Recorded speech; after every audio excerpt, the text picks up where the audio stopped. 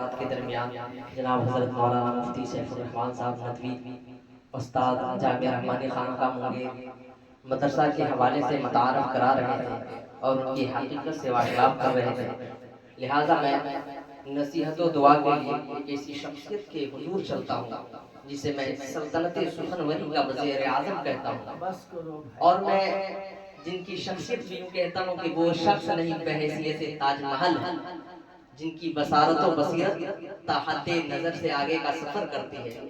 میں انہی اوصاف و کمال کے ساتھ اپنے استاد گرامی جناب مولانا جمیل صاحب مظاہر دامت برکاتہم سے ملتمس ہوں کہ آپ اپنی نصیحتوں سے ہم تمام طلباء کو محظوظ فرمائیں۔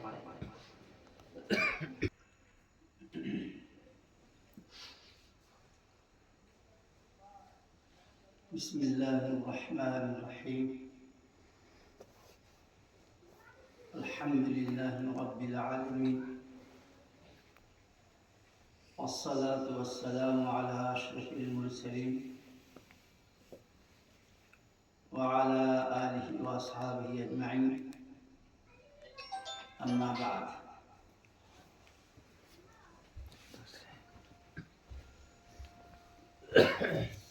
قال رسول اللہ صلی اللہ علیہ وسلم: ان من البیان لسحرا، او کما قال علیہ الصلاۃ والسلام۔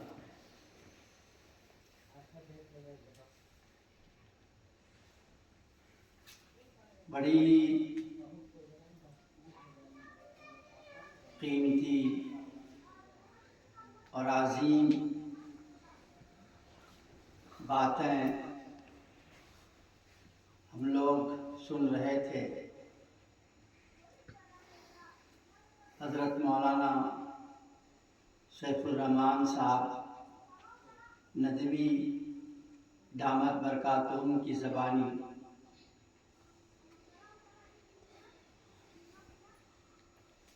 اور یہ کہہ کر کے اترے کہ بیچ میں چھوڑ رہا ہوں۔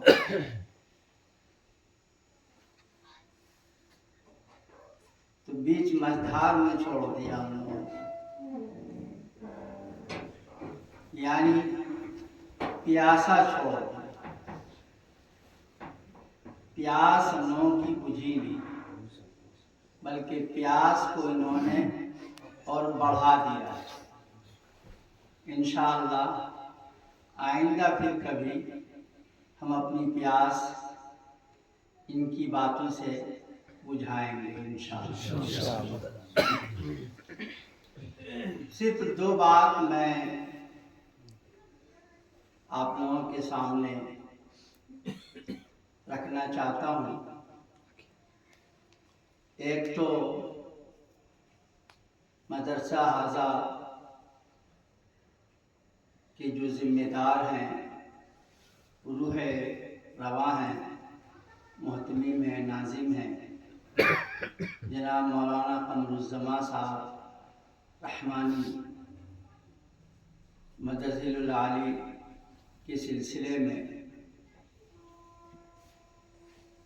مدرسے کے سلسلے میں تو آپ نے سن لیا ابھی بہت کچھ، لیکن اس مدرسے کے جو ذمہ دار ہیں جناب مولانا قمر الزمان صاحب، عزیز بچوں، آپ یقین کرو یہ نہایت ہی مخلص ہیں۔ اللہ پاک نے ان میں اخلاص کو بھر دیا ہے۔ مدرسہ چھوٹا ہو کہ بڑا ہو، وہ مدرسہ قیمتی کہلاتا ہے اور قیمتی بنتا ہے مدرسے کے ذمہ داروں کے اخلاص سے۔ اگر مدرسے کا ذمہ دار مخلص ہے تو چھوٹا مدرسہ بھی وہ کام کرتا ہے، چھوٹے مدرسوں سے اللہ پاک وہ کام لے لیتا ہے جو بڑے مدرسوں میں وہ کام نہیں ہو پاتا۔ وہ سب کچھ اخلاص کی بنیاد پہ ہوتا ہے۔ اس لیے آپ یقین کیجئے، اور میری آواز جہاں تک پہنچ رہی ہے، جو لوگ بھی سن رہے ہیں، گھروں میں مستورات سن رہی ہیں، وہ یقین کریں کہ نہایتی مخلص ذمہ دار ہے اس ادارے کے مولانا قمر الزمان صاحب رحمانی مدظل اللہ۔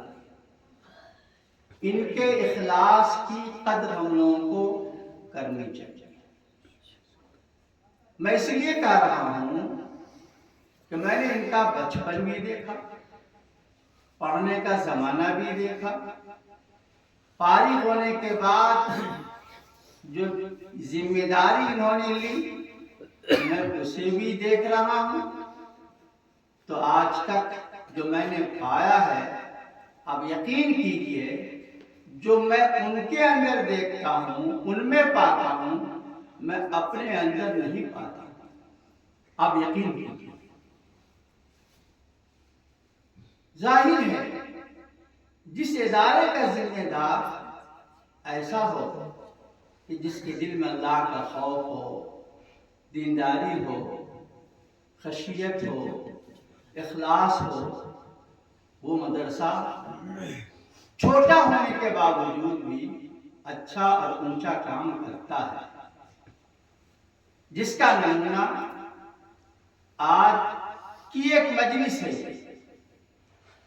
کہ چھوٹے چھوٹے بچے ماشاءاللہ جو حفظ کر رہے ہیں، اس انداز سے تقریر کر رہے تھے، ایسا لب و لہجہ تھا جیسا لگتا ہے کہ بڑا ہی وہ کہنا مشق ہو،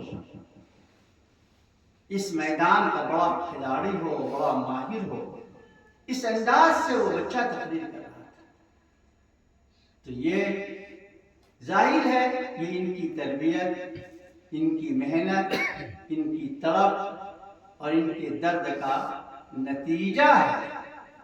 جیسا حاکم ہوتا ہے، جیسا ذمہ دار ہوتا ہے، عوام پہ یعنی اس کے ماتحتوں پہ ویسے ہی اثر پڑتا ہے۔ اسی لیے میری گزارش یہ ہے کہ عزیز طلبہ، آپ بھی اور اس مدرسے کے جو پڑوس میں ہے، جہاں تک آواز پہنچ رہی ہے، خدا را آپ اس مدرسے کی بھی قدر کریں اور اس مدرسے کی ذمہ دار کی بھی قدر کریں۔ ایک بات۔ دوسری بات یہ ہے، میں ان لوگوں تک یہ بات پہنچانا چاہتا ہوں جو اس مدرسے کے پڑوس میں ہیں اور ان تک آواز پہنچ رہی ہے۔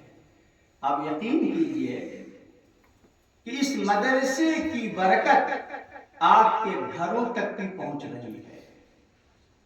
جس جگہ پہ قرآن کریم کی تلاوت ہوتی ہے، قرآن کریم پڑھا جاتا ہے، جہاں دینی تعلیم دی جاتی ہے، یعنی مدرسہ، وہاں اللہ کی رحمتوں کا نزول ہوتا ہے۔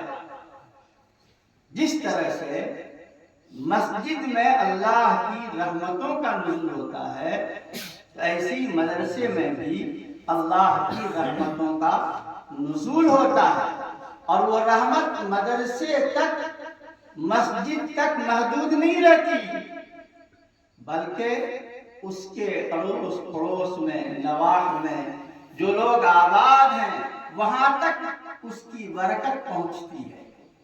اس لیے خوش نصیب ہیں وہ لوگ جو اس مدرسے کے ارد گرد رہ رہے ہیں، کہ مدرسے کی رحمتیں اور برکتیں ان کے گھروں تک بھی پہنچیں۔ اور رحمت پہنچنے کا مطلب کیا ہوا کہ آپ کو سکون ملے گا اور آنے والی، نازل ہونے والی آفتوں کو اللہ پاک مدرسے کی برکت سے دور کر دے گا۔ یہ ہے مدرسے کا، اس لیے اس مدرسے کی تربیت۔ آخری عزیز طلبہ، ماشاءاللہ آپ نے اچھی تقریر کی، اچھی محنت کا آپ نے مظاہرہ کیا، لیکن اس میں بعض بچوں کو میں یہ ایک رہنمائی، ایک ہدایت دینا چاہتا ہوں کہ تقریر آپ کیسے سیکھیں گے۔ مقرر آپ کیسے بنیں گے؟ ابھی ظاہر ہے کہ آپ کی وہ عمر ہے کہ آپ کسی مضمون کو یاد کر کے رٹ کر کے یہاں آپ کھڑے ہوتے ہیں، تقریر کرتے ہیں۔ آپ کی عمر وہ نہیں ہے جو آپ مطالعہ کر کے ایک دم تقریر کرتے ہیں۔ لیکن یاد رکھیں، جب کسی مضمون کا آپ انتخاب کریں تو پہلے اس کو 3 دفعے 4 دفعہ خود پڑھیں، سمجھنے کی کوشش کریں، اور پھر اپنے کسی استاذ کو وہ مضمون پڑھ کر کے سنا دیں تاکہ تلفظ کی غلطی نہ ہو۔ بعض دفعہ لفظ کچھ اور ہوتا ہے اور اس کا تلفظ کچھ اور کر بیٹھتے ہیں۔ اب جیسے ایک بچہ کئی بار بولا ارتقا، ارتقا نہیں ہے، وہ ارتقا ہے، جس کے معنی ترقی ہونے کے۔ تو اس لیے غلطی کی اس نے کہ اپنے استاذ کو نہیں سنایا، اس نے اپنے اوپر بھروسہ کر لیا۔ ایسا حدیث نہیں، 3 دفعے 4 دفعے خود پڑھیے اور کسی استاذ کو سنا دیجیے تاکہ آپ صحیح تلفظ کر سکیں۔ نمبر 1۔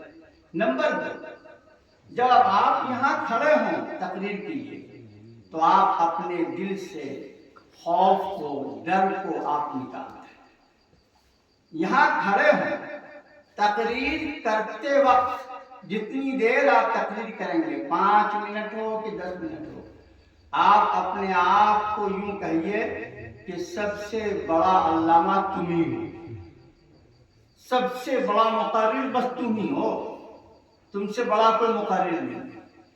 اس خیال کے ساتھ آپ کھڑے ہوئے، اس خیال کے ساتھ، تو آپ کے دل میں ڈر نہیں رہے گا، خوف نہیں رہے گا۔ لیکن یہ تصور 5 منٹ ہی کے لیے رہے، 10 منٹ کے لیے ہی رہے یہ تصور۔ تقریر آپ کی ختم ہو پھر اس تصور کو نکال دیجئے، اپنے خیال کو نکال دیجئے دل سے، ورنہ پھر تو آپ کامیاب نہیں ہو سکیں گے۔ ہاں، جب تقریر کے لیے کھڑے ہو تو بس آپ کے دل میں کوئی ڈر اور خوف نہ ہو۔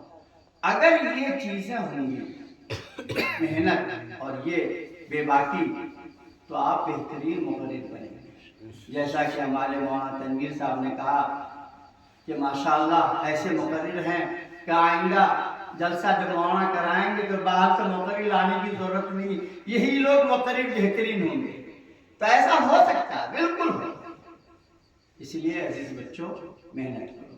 میری دعا ہے آپ کو اللہ پاک اچھا مقرر بنائے، اچھا حافظ بنائے، عالم عمل بنائے، اور اللہ پاک اس مدرسے کے فیض کو پورے عالم میں پھیلا دے، جاری سازی کر دے۔ وما توفیق